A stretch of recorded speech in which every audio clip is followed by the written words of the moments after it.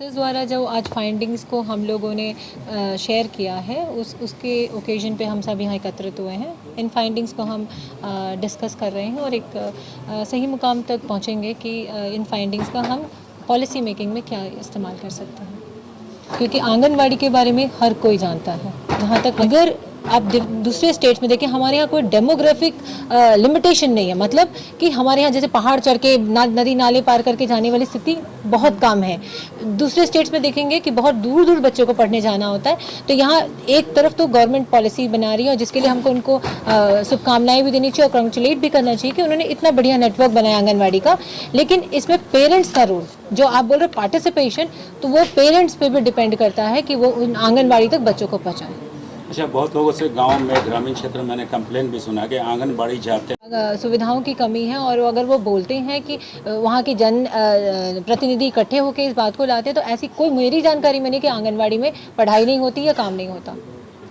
बिहार बाल अधिकार संरक्षण आयोग में मेंबर की मेरा नाम चिरश्री है और मैं नेशनल फोर्सेस की कोऑर्डिनेटर हूँ। नेशनल फोर्सेस एक इनफॉर्मल नेटवर्क है जिसमें डिफरेंट स्टेट चैप्टर्स हैं और बिहार एक उसमें से चैप्टर है। तो बिहार ने अभी ये आज का जो कार्यक्रम है, ये कार्यक्रम किया गया था कि बिहार में हमने देखने की कोशिश की थी कि बच्चे की जो सर्विसेज है वो कहाँ तक बच्चों तक पहुँच पा रही है और अगर नहीं पहुँच पा रही है तो क्या इसके वजह है। तो ये एक स्टडी, एक सर्वेक्षण, रैपिड सर्वे किया गया था और ये एक परसेप्शन बेस्ड स्टडी है, क्योंकि हमने बहुत उसका एक इन डेप्थ एनालिसिस नहीं हुआ। ये एक लोगों ने जो बताया उसकी परसेप्शन बेस्ड है। तो ये भी मैं एक रिकॉर्ड में लाना चाह रही हूँ कि इसका ऑथेंटिकेशन नहीं है कि भाई आपने दिखाओ वजन नहीं किया कि कम वजन है कि नहीं। एक परसेप्शन बेस्ड स्टडी है। परसेप्शन बेस्ड स्टडी का बहुत सारे लिमिटेशंस भी होते हैं। आंगनवाड़ी कहीं पे भी आप देखिए, सरकार ने बहुत सारे आंगनवाड़ी जो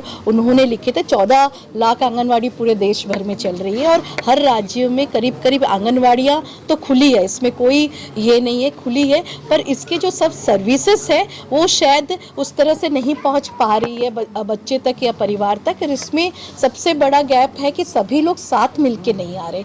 माएँ को भी ज़रूरत है कि आंगनवाड़ी में जो सेवाएं मिल रही है उन तक जाए और ICDS को भी ज़रूरी है कि उनके डोर स्टेप पे जाए। दोनों जब तक साथ मिलेंगे नहीं तब तक शायद ये कार्यक्रम गुणवत्तापूर्ण नहीं चल पाएगा। और ICDS को भी जो इनविजिबल लोग हैं, जिन लोग काम पे जा रहे हैं, वो ICDS की सेवा नहीं ले पा रहे क्योंकि 4 घंटे के लिए 8 घंटे के लिए काम कर रहे, तो उनके पास समय नहीं है कि वो आंगनवाड़ी पे जाए। तो ऐसे प्रावधान हो कि ज़्यादा समय के लिए खुल पाए ताकि माएँ इसकी सेवा को ले पाए। तो मेजरली है कि क्यों ना इसका एक बहुत बड़ा इंटरप्रिटेशन है कि ये आंगनवाड़ी की जो सेवाएं हैं जो 4 घंटे से अगर बढ़ा दिया जाए तो माएँ अधिक से अधिक माएँ इसकी सेवा की जरूरत है। और गवर्नमेंट यदि चाहे तो इसको वन विंडो सिस्टम जो है इस तरीके से वो कर सकती है। जब आप इंडस्ट्री के लिए कर सकते हैं तो इंडस्ट्री तो कुछ लोगों को फायदा देगा, लेकिन ये बच्चा तो जब तक सशक्त नहीं होगा तो कहाँ फायदा दे पाएगा। तो मेरा सबसे पहला एक सुझाव ये है कि आंगनवाड़ी केंद्र को गवर्नमेंट वन विंडो सिस्टम के रूप में जो है इसको डिक्लेयर करे और वहीं से बच्चों की सारी सेवाओं का उपलब्धता हो, मूल्यांकन हो।